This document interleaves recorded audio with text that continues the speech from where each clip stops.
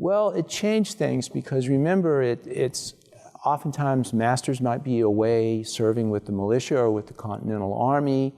It also, even the ones who were there had to think about whether their slaves would run away. So to some extent it loosened the system. It perhaps gave the slaves a little more autonomy that we'll see. We'll see that they had already by this time formed slave communities. They had kinship and families, but they also had communities.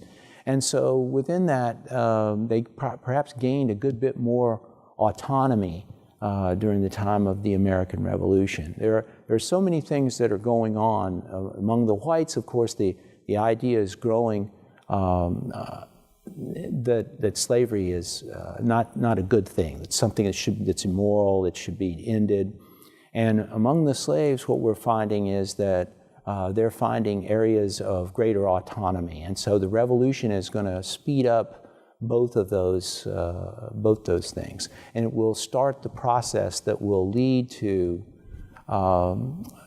the ending of slavery and the Civil War. I mean, what's going to happen, of course, is that the economics of it at the time of the Revolution, which were substantial in the Chesapeake and in South Carolina and Georgia and the Rice Country, that's going to become enormous. That becomes, in the 19th century, with the growing of cotton and with the Industrial Revolution, that becomes, for several decades, the single biggest American product, and the investment in slaves and capital becomes huge. And so the economics of slavery by the 19th century become very difficult. The idea of ending it is much more difficult than at the end of the American Revolution.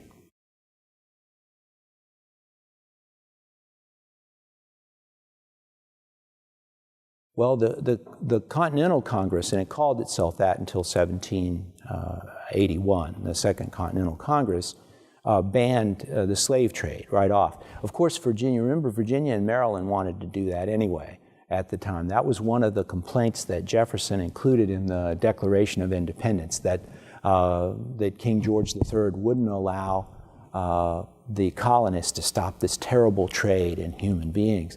But the members of the Continental Congress struck that from his draft. Remember, South Carolina and Georgia, the slave systems there in rice and indigo were really beginning to thrive, and they wanted that slave trade to be open.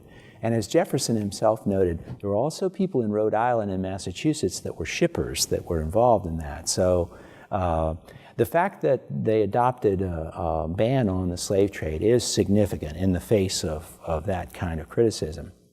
The Confederation Congress, it became the Confederation Congress by 1781 with the adoption of the Articles of Confederation. And what their big item that they had to deal with, really two involving slavery. One was its expansion into the Western Territory, the territory west of the Allegheny Mountains, and the other one was the slave trade. And so they dealt with that first issue, and they dealt with it first in 1784 by a proposal from Thomas Jefferson that they ban slavery in all of those lands west of the Alleghenies. And it failed by one vote, as Jefferson said. You know, the fate of the world hinged on but one person, and that was silent, you know. And so after Jefferson leaves and goes to France, the Confederation Congress does adopt the Northwest Ordinance of 1787 that bans slavery north of the Ohio River. But what it does do, it also adopts the Southwest Ordinance, which allows slavery into those areas south of the river. And so it doesn't really end it, and it will start this cut between the northern states and the southern states. It will continue that it already started along the Atlantic seaboard and carry it further. The other thing was that they didn't address the slave trade again.